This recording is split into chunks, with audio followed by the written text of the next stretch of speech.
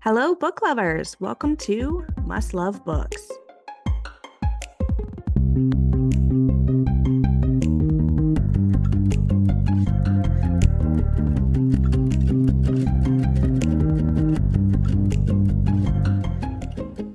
Hello, and welcome back to Must Love Books podcast. Today, I am here with Abigail Owen to celebrate the release week for The Things Gods Break. This is the second book in the Crucible trilogy, the sequel to The Games Gods Play. Hi, Abigail. How are you? Hi, I'm great. Thank you so much for having me on. I'm excited to talk with you. I'm super excited to have you on here. I'm glad that we were able to make this happen on your release week. We kind of had a little bit of last minute recording here. So, welcome to the podcast. Thank you. So, for any of our new listeners, why don't you start us off with The Games Gods Play, the first book in the Crucible trilogy? But the games gods play is Greek gods meets deadly trials. And the whole thing is set up with hundreds of years ago. The gods got sick of Zeus being king of the gods, kicked him off the throne, but that set off a war that eventually leveled Olympus. And that devastated the gods so much that they instituted something called the Crucible Games, where the 12 pantheon gods each select a mortal winner, not winner, but mortal champion to fight in their place in a series of trials, basically, that each of the gods and goddesses comes up with. The champion that wins the most trials, their god or goddess then becomes the king or queen of the gods for the next 100 years. Hades has never participated because he's the king of the underworld, so why would he need to rule another realm? But this time he does for reasons of his own, and he selects Lyra Keres, our heroine, as his champion. Then she must go through all these trials as well as maybe fall in love with Hades a little bit. Excellent, excellent. And then that leads us into two. So book two, and this is a tiny bit of a spoiler, but book two takes up exactly where book one leaves off, which is in Tartarus. So Lyra has a new series of challenges that she has to face to try to get out of the prison where the Titans are all kept. Excellent, excellent. So this is a continuation, picks right up where book one ended, which honestly is my favorite storytelling format. I love a good trilogy, and I've probably said that a million times on this podcast now, that I just love a trilogy that is just hits the ground running, hard and fast, with a quick plot and really just sucks you in into the world. Same, very much the same. And I think for me, a lot of that started with the Star Wars movies trilogy, the originals, Yes. and particularly moving from the end of Empire into Jedi, because it does exactly that. It leaves you on a cliffhanger, like some things were resolved, some things weren't, but leaves you on a cliffhanger. And then the very beginning of Jedi solves that cliffhanger. So that was the first time of like, oh, that's good storytelling. I absolutely agree. And my love for trilogies absolutely stems from Star Wars and growing Oh up yeah. on Star Wars, the original Oh trilogy, the trilogy of all trilogies. exactly. I'm definitely the OG fan. Not to say that I don't like the newer trilogies, but the original is just, it changed so much in both storytelling and cinema. It really did. And I think brought sci-fi into a kind of a new space. Alien came out similarly timed, and so you get these kind of epic sci-fi stories with really good visuals for both of those. And so that's when I really fell in love with sci-fi and fantasy. Kind of naturally came out from that. Yeah, absolutely. And all of my favorite books all just happen to be trilogies as well. Lord of the Rings, The Mm-hmm. Hunger Games. I mean, the original Hunger Games started as a trilogy, and Yep. obviously we Yeah. have had the spin-offs Spin-off. from Yeah. there, but it's all my favorite. I love it so much. Same. I particularly love it when there's a main trilogy that starts it and then you get, other stories off of that. And so it's nice to see continuations of those worlds. Yes, absolutely. So tell me a little bit about your inspirations, obviously Greek mythology, but what other inspirations do you have behind the Crucible trilogy? I was writing the very last book in my Dominion series, and that is an epic fantasy world that is based on a system of goddesses. And in the third book, I was exploring the goddesses more, and thought, oh, it'd be really fun to do some kind of prequel or something that explores them because of their powers and what would that look like, love stories when you've got such extraordinary powers. And then came up with the trials combination, and it didn't fit that world at all.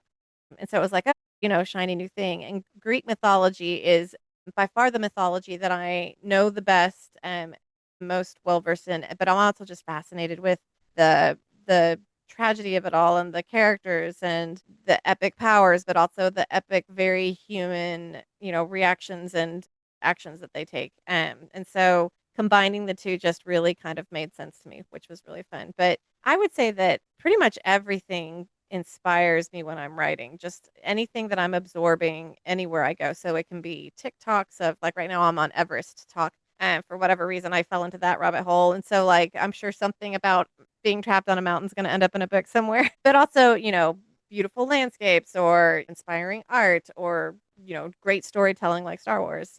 All of it eventually inspires me in some way. Love that so much. There is always just so much inspiration all around us for anyone who has any sort of artistic outlet, whether that is books, movies, art, etc., etc.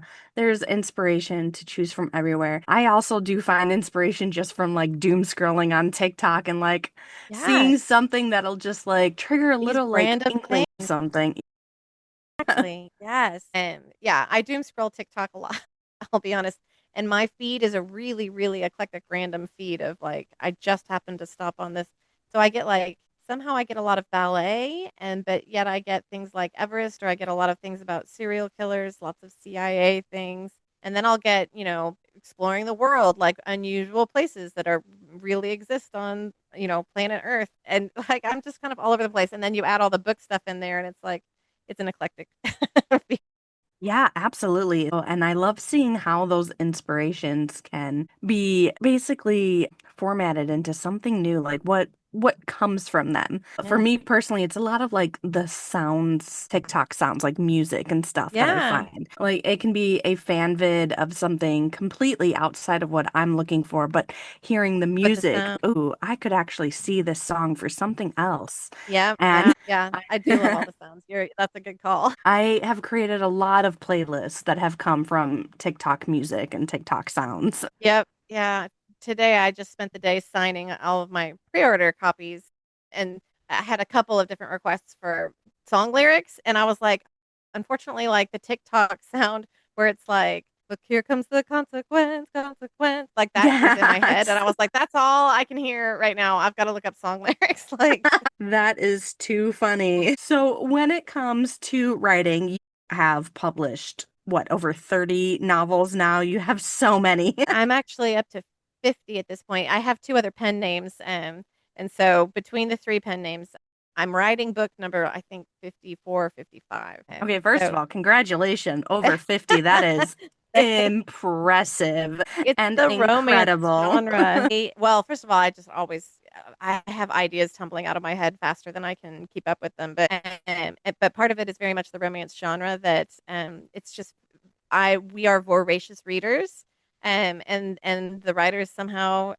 managed to keep up with it. I burnt myself out pretty hard trying to keep up with a pace that I think was just a little too fast for me. So I've slowed it down a little bit here in the last, I would say, 3 or 4 years. But at some point, I was writing between 6 and 8 books a year. Wow, that's impressive. Deadlines, So, they're amazing. yeah, seriously. So, what is your writing process like? It's funny because I call myself a plantser, or I'm somewhere between a pantser and a plotter. If you talk to any of my writer friends, they'll insist that I'm very much a plotter. And that's because I have this massive giant spreadsheet that I have placed every plotting technique ever come across into it in this beautiful array of exactly what happens when. But I started out as a pantser. The very first book I wrote it in the scenes that I could see, and I figured out a plot later to connect them with. And I don't. And from there, that's when I started learning more and more about my craft and creating my big giant plotting spreadsheet. So I've got the giant spreadsheet, but I only plot out kind of the major turning points in a story, and then from there I let my pantser take over in between, as long as I kind of know where I'm writing to. And what I use the spreadsheet for is when I really get stuck or a part's not feeling right to me, or I feel like it's moving too slow, or I'm not sure what to do next. Then my spreadsheet is what I use as more of a brainstorming tool and kind of a brain teaser of, like, oh yeah, this is at about the point that we need the best friend moment or things like that. So it helps me more as a brainstorming tool. But my method is I take a walk around my neighborhood every single day. It takes me about an hour and 10 minute walk to dictate most of the words I get for the day. Then when I get home, I clean all that up because the dictation is not all that great. But it gives me a chance to actually edit through everything and really fluff it up. And that tends to get me the word count that I want for the day. If it doesn't, then I'll do a little bit more writing after that. I usually aim at somewhere between 2,000 and 3,000 words a day. In theory, I'm supposed to take off weekends. Right now, all of that is up in the air because I'm traveling so much. I don't have too many authors who use dictation, though Mm. you're not the first. And I think that is such a fascinating way to approach writing. How does that work for you? For me, I started it because I was having issues with my wrists, and I was like, okay, how do I am going to save my wrists? And so I started dictating, and fell in love with it because I discovered that I can dictate the first draft way faster than I can type it. And I'm a really fast typer, but there's something about coming out of the mouth that just helps. The other thing I really love about it is it helps a lot, I find, with dialogue because now I'm hearing it out loud. So hearing it out loud with dialogue helps you figure out which parts where you're like, oh, that's a really clunky way to say that. Nobody would ever actually use those words out loud, like that kind of element to it. And the only times that I get really tripped up with not being able to dictate scenes are two kinds of scenes: the battle scenes and the sex scenes. And it's because for me, the way I layer them, I have to map them out much more fully, and I do a lot more bulleting, actually bulleting of lists of what I want where, and then go fill it out. And so I really can't do that and dictate. And so those are the only two that I also, with the sex scenes, it's just very strange to say that all of that out loud while walking through my neighborhood. Like, Yeah, walking through your be like, neighborhood, hey just your neighbors, neighbors. what are you doing today? And so the rest of the book, it pretty much comes out dictation first. The only time, yeah, again, that changes is the battle scenes, sex scenes, and then now that I'm traveling so much, it really is changing how I'm having to approach things. So I'm having to do a lot less dictation. And what sort of program do you use for that? Just Word. I dictate into Word on my phone. I watch it as it goes, and it translates and puts words on there. Every once in a while, I'll have to fix it, and we get into fights, Word and I do, because um, there will be like, if it's not getting a good cell phone reception, boy, does it mess up what I'm putting on there, or it'll like delete whole paragraphs, and I'm like, no, not that paragraph. Oh no. Yeah, so it's not always the smoothest ride, but again, it allows me to go through when I'm editing to fix all that. And as long as I'm editing pretty much right after I've dictated, it all gets figured out. So you write under multiple pen names. Do you find that as you're swapping between different pen names, does that change your approach at all? Does it have an effect on your writing style or the way that you work on those stories? It's a really good question. For the most part, my voice stays pretty consistent between them. The biggest difference I would say is my other pen names. One is steamy contemporary romance, rom-coms, cowboys, that kind of thing. And the other one is sweet contemporary romance. And the bigger difference for me is in the sweet, is the language that I'm choosing to use and the situations that I'm putting them in is very different from like my dragon shifters, for instance, which are much higher heat. It comes down to that more than really my voice or my approach to things. It's just keeping the genre in mind as I go. For me, switching back and forth between them is almost like a palate cleanser, where it's like, I've just been dealing with, incredibly high stakes, bloody blood and gore, and now I get to write kittens and Christmas, and it's like palate cleanser. Let's have a sweet moment.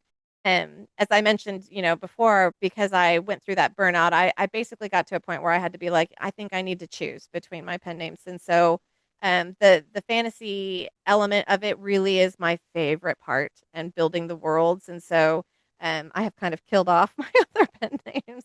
Sorry. That was actually going That's to okay. be my next question was out of you write in so many different genres and styles of romance, which was Mhm. your favorite?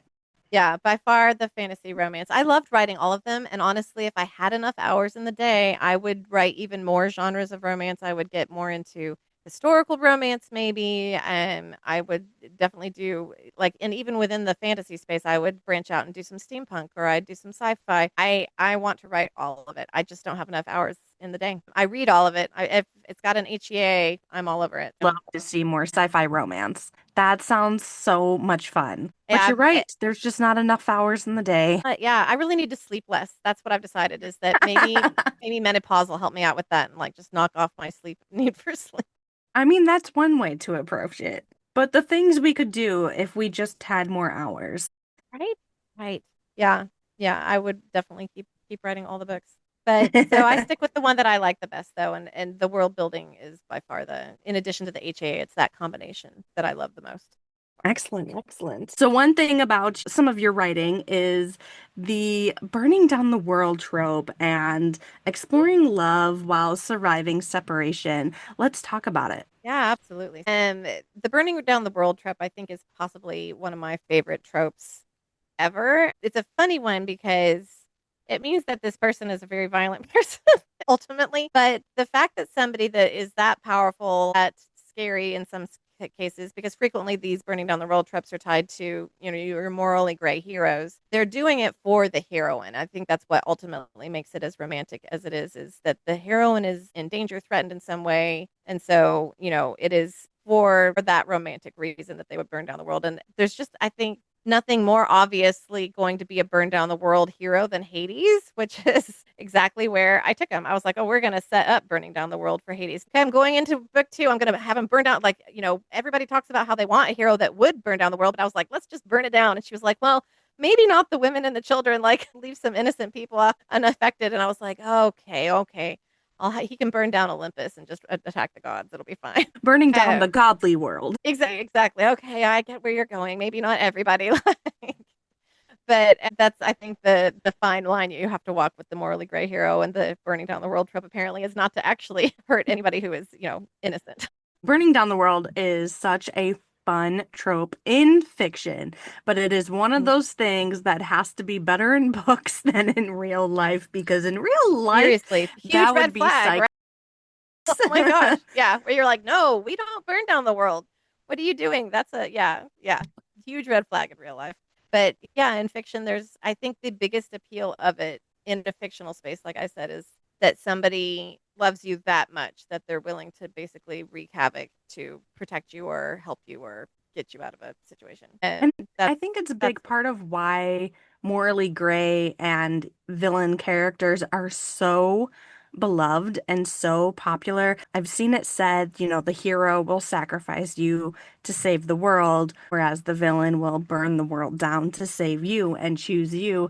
And it's that idea of just wanting to be chosen and being wanted and loved so much that you're literally put above the existence of the entire known world. I'm definitely a big fan of the anti-hero kind of um, heroes, the morally gray heroes. We're going back to Star Wars. I always come back to Darth Vader. He got a lot more interesting when he suddenly was Luke's father and then, had to change sides and help save his son.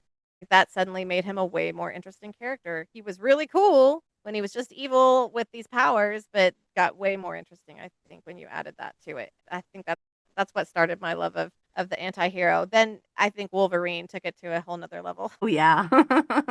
Wolverine was always a fun character. You also asked about the love and separation. And so Yes. this one for me is very specific to the things God's break because I do separate my characters while they've kind of reached their happy for now at the end of Games God's Play. I separate them with my cliffhanger. And so most of book 2 really is exploring that kind of separation and the need to just at all costs get back to the person that you love. It's one of those, again, I think it comes down to that's just a very romantic trope. In the real world, I would say that, realistically, if you're separated from somebody in that kind of way, it's more than likely that you're just going to find a new life, probably with somebody else. And so to have a story where, this is the one and I'm going to find my way back to them no matter what, um, is just, I think, hugely appealing. So I had a lot of fun exploring that in book 2. For sure. And as you said, in real life, the separation is more like just moving on Yeah. and continuing your life. But when it comes to fiction, especially in some sort of fantasy setting, which Hmm. allows for just so much more flexibility and so much more of an interesting journey, it just really adds a whole additional layer of, fight for you and finding my Yep. way to you kind of tropes that we love to see. We do love those so much. Book 2 is a little tricky because the entire book is basically one giant spoiler. And so The only other thing I can think of, which isn't a huge spoiler, is that there's a time travel element to it. Yeah, let's talk about how you write the time travel sequence in this book. So with the time travel element in this, I won't get too specific just so that I don't spoil it, but it ended up being possibly the most challenging thing project that I've ever given myself as an author, because the time travel element wasn't linear. She was going back to all these different moments out of order, but she had to go back to them in a certain kind of way so that she things are revealed to her and she's figuring out things as she goes. And so usually I write very linearly when I write a book from beginning to end.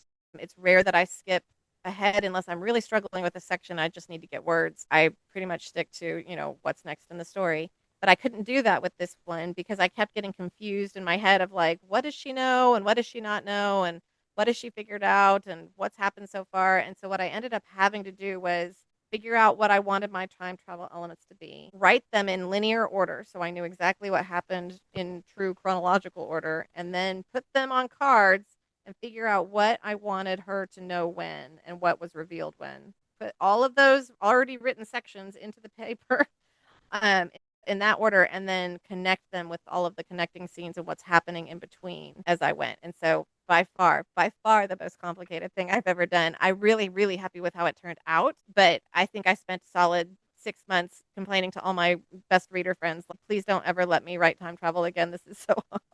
I love the idea of using little note cards, though. That's great. It was the only way for me to be able to see it and be like, okay, here's all the things. And it did help getting all the time travel down first because then it was all in my head versus like I vaguely know that there's going to be a scene where she goes back to him at this moment, but I don't know what happens.